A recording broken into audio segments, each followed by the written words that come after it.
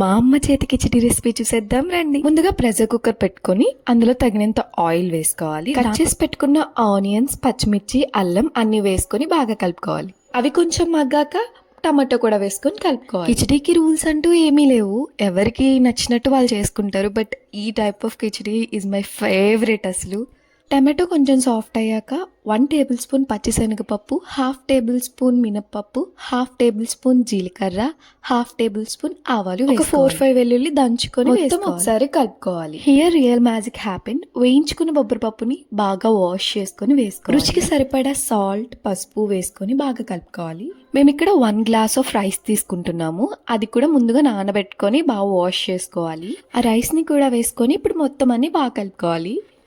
1 glass of రైస్కి 1.5 glass of water తీసుకోవాలి. Water కూడా వేసుకొని బాగా కలుపుకొని టేస్ట్ చూసుకోవాలి. కిచిడి అంటే నా చిన్నప్పుడు అంగన్వాడీయే గుర్తొస్తుంది.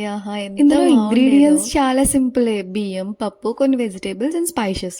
కానీ ఈ డిష్లో మెయిన్ ఇంగ్రీడియంట్ పేషెన్స్. అలానే పెద్ద కష్టమేం కాదు. ప్రెషర్ కుక్కర్లో అన్నీ యాడ్ చేస్తున్నప్పుడు ఒక థాట్ వస్తుంది. లైఫ్లో కూడా అంతే కదా, అన్నీ ఒకేసారి మిక్స్ అయితేనే బ్యాలెన్స్ వస్తుంది అని. సరేలే కానీ ఇంక డిష్లోకి వచ్చేస్తే లిడ్ క్లోజ్ చేసి మీడియం ఫ్లేమ్కి అడ్జస్ట్ చేసి 2 విజిల్స్ వస్తే సరిపోతుంది. లిడ్ ఓపెన్ చేసినప్పుడు అరోమా ఉంటుంది. సింపుల్ ఫుడే కానీ ఫుల్ సాటిస్ఫాక్షన్. నాకు ఆ స్మెల్ అంటే చాలా ఇష్టం.